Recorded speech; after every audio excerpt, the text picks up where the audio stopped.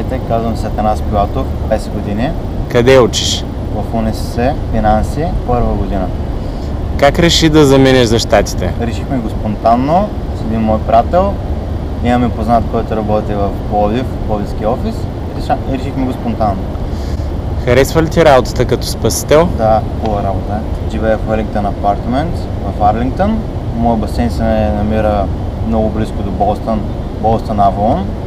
Къде си ходил до момента в щатите? В Ню Йорк, в Вашингтон доста пъти, Ocean City. Къде ще пътуваш в края на сезона? Аз и моят приятел мислим да направим много голямо пътуване, като почваме от Ню Йорк, отиваме в Майами, в Лас Вегас и пак се прибираме в Вашингтон.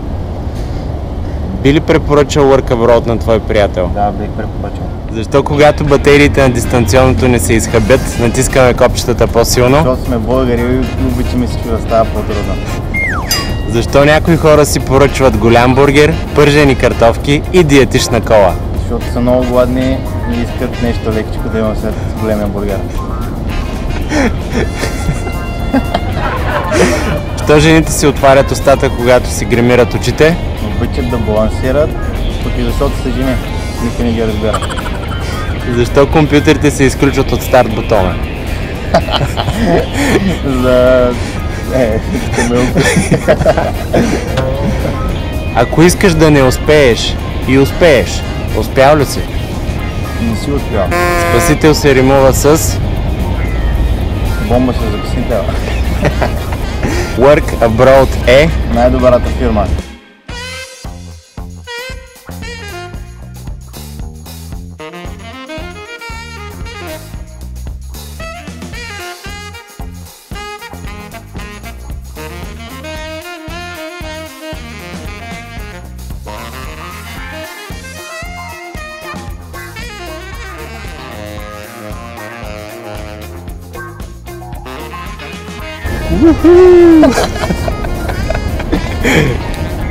Левски или ЦСКА?